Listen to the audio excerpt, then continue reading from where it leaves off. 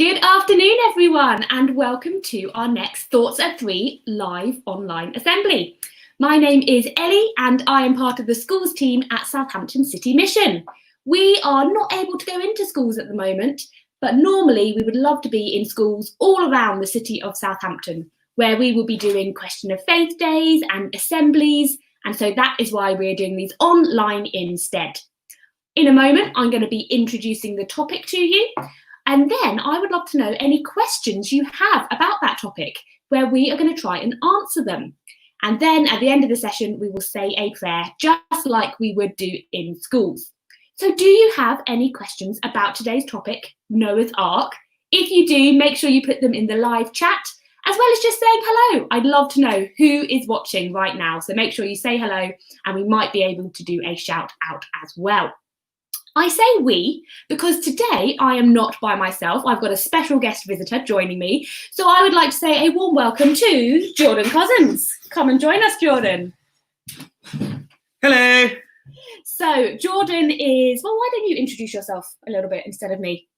Okay. Who are you? I'm Jordan. I am the youth worker at Waltham Chase Methodist Church.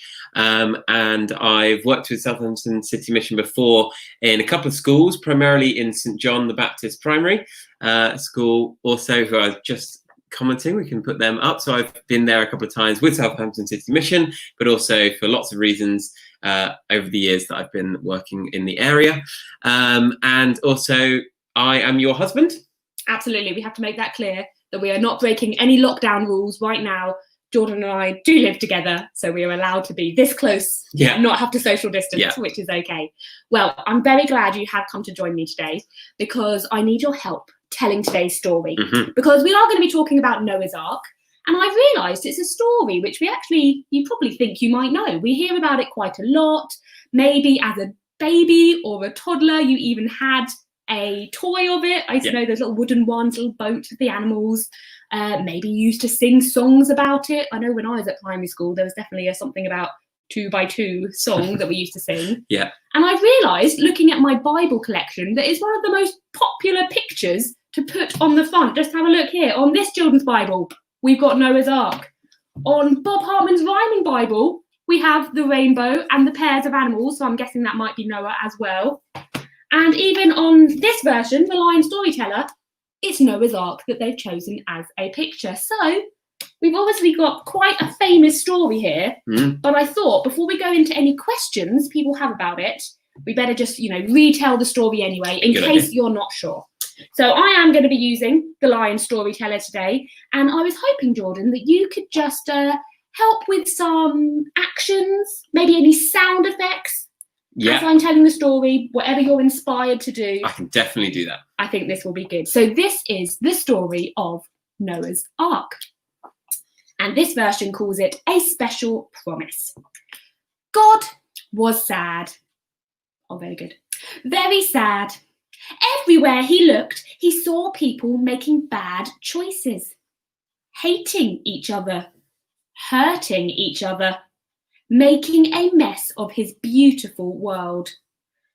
I need to start all over again, God decided. I need to make my world clean. And that's when he talked to Noah.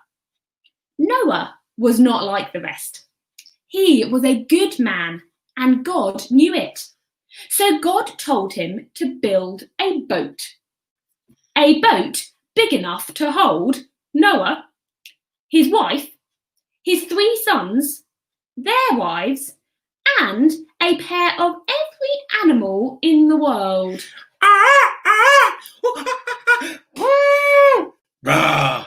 Anyone?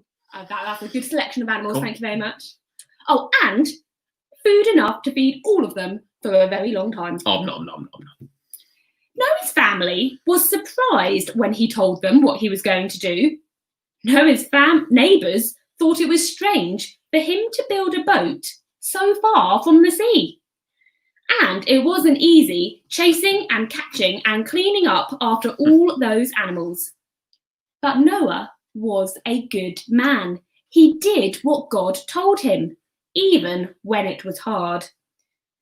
At last, when they were all tucked safely away in the boat, God shut the door, and then it started to rain.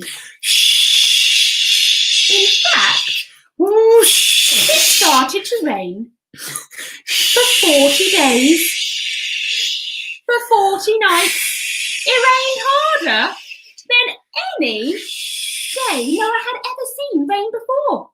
It rained so hard that the streams and the rivers and even the seas burst their banks and shores began to flood. Soon every sandy beach, every rocky path, every patch of muddy earth had disappeared beneath the water. And the boat began to float. It floated above the houses. It floated above the trees. It floated above the hills. And then above the mountains too. It floated for days, weeks, months. And then it stopped, stuck at the top of a tall mountain. Noah opened a window to look out. The water was going down, but the world was far from dry. So he sent out a dove. I'm not sure if that's a dove noise, but we'll go with it. And when the dove did not come back, Noah knew that he had found a dry place to build its nest. Come out, God finally called. Come out of the boat. The world is dry. The world is clean.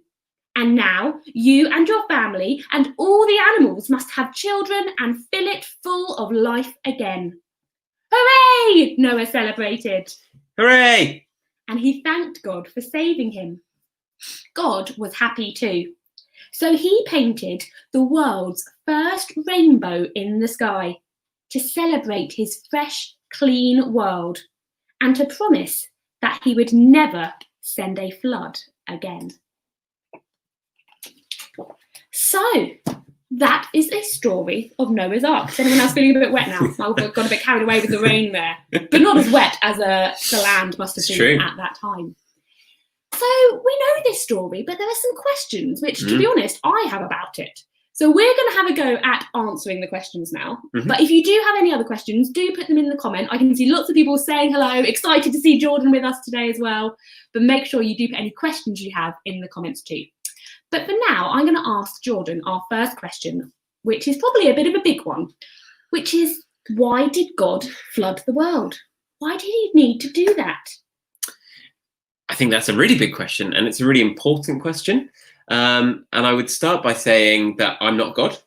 I may have done some of his sound effects in that story, but I am not God. And so I don't know kind of fully exactly all the reasons.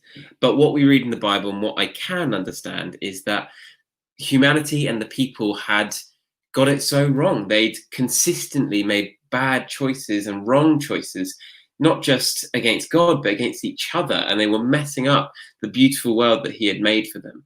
And they were making it a place that was no longer good, that was no longer happy, was no longer loving. And so God felt that it needed to be restarted so that it could start again and build up in a way that's positive and good.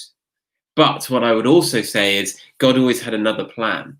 Beyond the flood, beyond what happened in this story, he always planned for Jesus to come. And Jesus, or in fact himself, he is Jesus and that he is his son. We won't get too deep into that now. But the plan was always to bring true joy and love and salvation, which I know you're going to be talking about in a few days, in a future assembly. So do tune in for that in a couple of days' time. But that was always his true plan, the ultimate plan, to wash away all the sins. In that story, it didn't take a flood. It took Jesus dying on the cross to wash away all the bad that came in. Brilliant. Thank you. Yeah, I think that answers that really well. It's tricky to understand that God would do this whole thing. But for Christians, we know it was part of a bigger plan, and Jesus was the one that ultimately saved the whole world. So we've got another question here, which was, why did God save Noah? What was so special about this one person out of all the population? Well, we heard a bit in that story about how Noah was a good man. And really, that doesn't almost sound big enough, because he was one of the only people that was truly good, who was spending time with God every day before the flood, as well as during the building and after, he would spend time with God, following God's rules. When we do this topic about Noah's Ark, we sometimes do it with year R. And the reception children, we like to say it's a bit like following rules. And Noah followed God's rules, not just before this, but even when he was asked by God, build an ark. And that was a crazy thing for God to ask, because he lived in the desert, nowhere near the sea. And yet Noah still chose to obey and to listen to and to follow God. And I think that just shows what a good man he really was. So that's why God chose Noah and his family to be the ones to help with this fresh start again. Jordan, I wonder if you can answer the next question for us, which is a bit more of a kind of historical geography question, which is what happened to the ark? I love this question. For those that don't know, I love history and I love looking into it, looking into the past. And I find it really interesting. And so the Bible tells us that the ark landed near Mount Ararat, which today would be considered near Turkey or Armenia, in that kind of region. And so that's where the ark ended up geographically. But historically, lots of people have tried to find it. They've done lots of expeditions and tried to find traces of it or pieces of it or whatever it might be.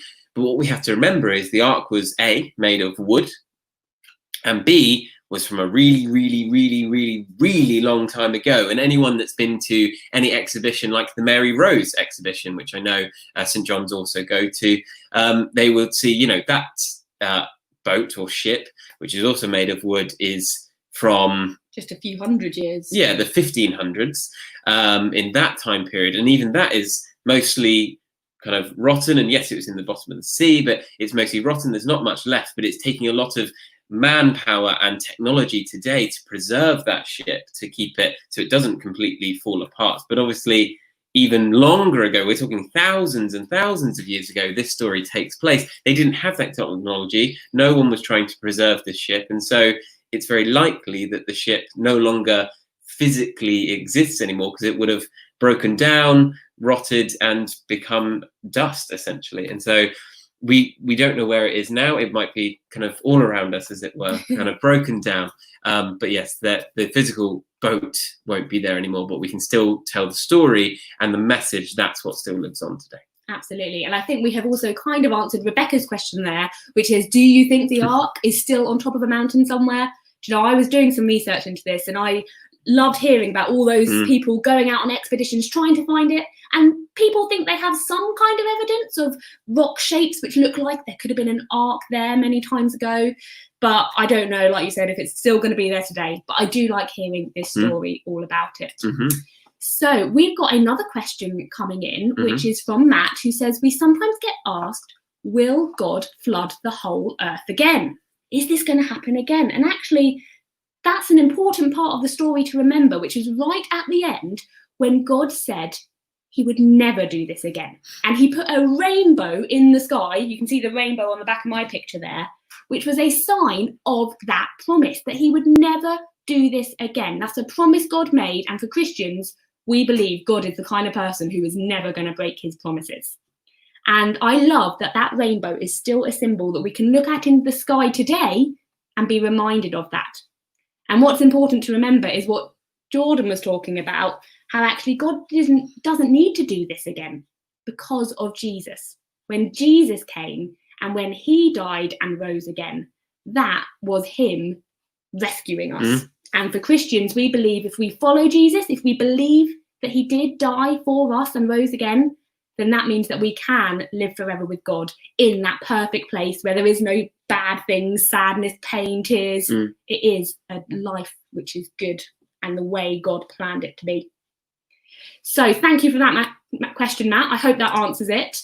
I do have one more question, which we've also kind of touched on, which is what's so special about the rainbow? And I've kind of mentioned that it was that sign that God sent, that sign promising he would never send a flood again.